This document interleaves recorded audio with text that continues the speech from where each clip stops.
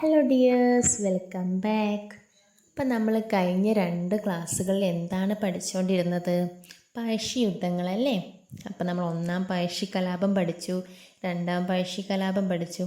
1-ാം പഴശ്ശി കലാപം എന്നാണ് നടക്കുന്നത്? 1793 മുതൽ 1797 വരെയുള്ള കാലഘട്ടങ്ങളിൽ. അതിൻ്റെ പ്രധാന കാരണം എന്തായിരുന്നു? ബ്രിട്ടീഷുകാരുടെ തെറ്റായ നികുതി പരിഷ്കാരങ്ങൾ. അതുപോലെ പഴശ്ശി കലാപത്തിന് വേദിയായത്, 1-ാം പഴശ്ശി കലാപത്തിന് വേദിയായത് എവിടെയാണ്? കണ്ണൂരിലെ പുരളിമല. ഒരുപാട് കാര്യങ്ങൾ നമ്മൾ 1-ാം പഴശ്ശി കലാപത്തിൽ പഠിച്ചിട്ടുണ്ട്. 2-ാം പഴശ്ശി കലാപം എന്നാണ് നടക്കുന്നത്? 1800 മുതൽ 1805 വരെയുള്ള കാലഘട്ടങ്ങളിൽ. ഇതിൻ്റെ പ്രധാന കാരണം ബ്രിട്ടീഷുകാർ വയനാട് പിടിച്ചെടുക്കാൻ ശ്രമിച്ചതാണല്ലേ. 2-ാം പഴശ്ശി കലാപത്തിൻ്റെ വേദിയായത് എവിടെയായിരുന്നു? ഏതാണെന്നുള്ളത് നിങ്ങൾ കമൻറ്റ് ചെയ്യാം കേട്ടോ. അപ്പോൾ ഇന്ന് നമുക്ക് പഴശ്ശിരാജയെക്കുറിച്ച് കൂടുതൽ കാര്യങ്ങൾ നമുക്ക് ഈ വീഡിയോയിലൂടെ ഡിസ്കസ് ചെയ്യാം. പഴശ്ശിരാജ കൊല്ലപ്പെട്ട വർഷം ഏതാണ്? 1805 നവംബർ 30 പഴശ്ശിരാജ വെടിയേറ്റ് മരിച്ചത്.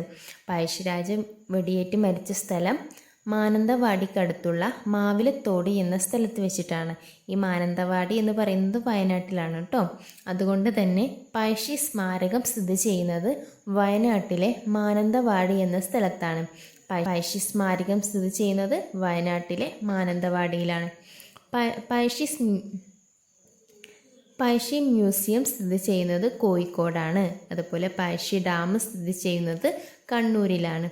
പഴശ്ശി ഗുഹ മലപ്പുറം. പഴശ്ശി ഗുഹ എവിടെയാണ്? മലപ്പുറം ജില്ലയിലാണ്. പഴശ്ശി കോളേജ് സ്ഥിതി ചെയ്യുന്നത് പുൽപ്പള്ളിയിലും മട്ടന്നൂരുമാണ്. 2 കോളേജുകളുണ്ട്, പുൽപ്പള്ളിയിലും മട്ടന്നൂരും.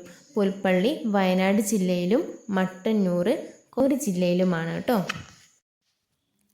ഇനി നമുക്ക് പഴശ്ശിരാജയെക്കുറിച്ച് രചിച്ചിട്ടുള്ള പുസ്തകങ്ങൾ നോക്കാം. കേരള സിംഹം, പറങ്കിപ്പടയാളി, ഈ 2 പുസ്തകങ്ങൾ, കേരള സിംഹം അതുപോലെ പറങ്കിപ്പടയാളി എന്നീ പുസ്തകങ്ങൾ രചിച്ചിട്ടുള്ളത് സർദാർ KM പണിക്കർ. കേരള സിംഹം, പറങ്കിപ്പടയാളി ആരാണ് രചിച്ചിട്ടുള്ളത്? സർദാർ KM പണിക്കർ. പഴശ്ശിരാജ ചമയങ്ങളില്ലാതെ എന്ന പുസ്തകം രചിച്ചത് മുണ്ടക്കയം ഗോപി. പഴശ്ശിരാജ ചമയങ്ങളില്ലാതെ, മുണ്ടക്കയം ഗോപി. പഴശ്ശി സമരങ്ങൾ എന്ന പുസ്തകം രചിച്ചിട്ടുള്ളത് KKN കുറിപ്പ്. പഴശ്ശി സമരങ്ങൾ എന്ന പുസ്തകം രചിച്ചത് KKN കുറിപ്പ്. അതുപോലെ അടുത്ത പുസ്തകമാണ് പുള്ളിമാനും പഴശ്ശിയും.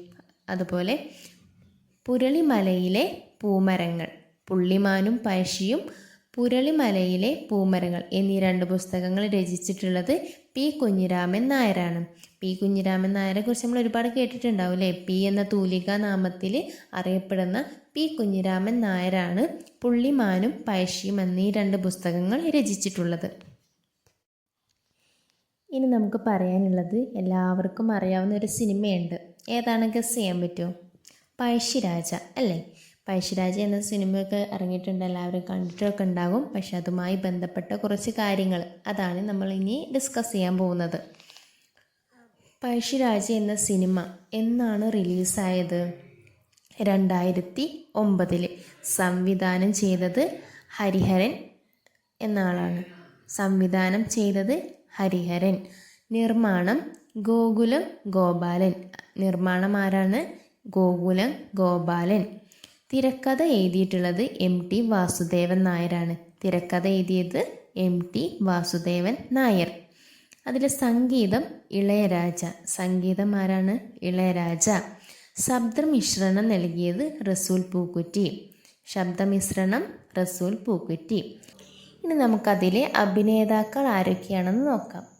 പഴശ്ശിരാജ, നമ്മുടെ മെയിൻ റോൾ. പഴശ്ശിരാജയായിട്ട് അഭിനയിച്ചത് ആരാണ്? നമുക്കെല്ലാവർക്കും അറിയാവുന്നതാണ്, നമ്മുടെ മെഗാസ്റ്റാർ മമ്മൂട്ടിയാണ് പഴശ്ശിരാജയായിട്ട് അഭിനയിച്ചത്. കൈതേരി മാക്കം. കൈതേരി മാക്കത്തിൻ്റെ റോൾ അഭിനയിച്ചത് കനിഹ സുബ്രഹ്മണ്യം. ഇടച്ചേന കുങ്കൻ ശരത് കുമാർ. തലക്കൽ ചന്തുവായി അഭിനയിച്ചത് മനോജ് K. ജയൻ. തലക്കൽ ചന്തുവായിട്ട് അഭിനയിച്ചത് മനോജ് K. ജയൻ. നീലിയായിട്ട് അഭിനയിച്ചത് പത്മപ്രിയ. ആരാണ് നീലിയായിട്ട് അഭിനയിച്ചത്? പത്മപ്രിയ. വീരവർമ്മയായിട്ട് അഭിനയിച്ചത് തിലകൻ. അപ്പോൾ ആരൊക്കെയാണ്? പഴശ്ശിരാജ, മമ്മൂട്ടി, കൈതേരി മാക്കം, കനിഹ സുബ്രഹ്മണ്യം, ഇടച്ചേന കുങ്കൻ, ശരത് കുമാർ, തലക്കൽ ചന്തു, മനോജ് കെ ജയൻ, നീലി, പത്മപ്രിയ, വീരവർമ്മ, തലക്കൽ ചന്തു. ഈ സിനിമ റിലീസായത് 2009.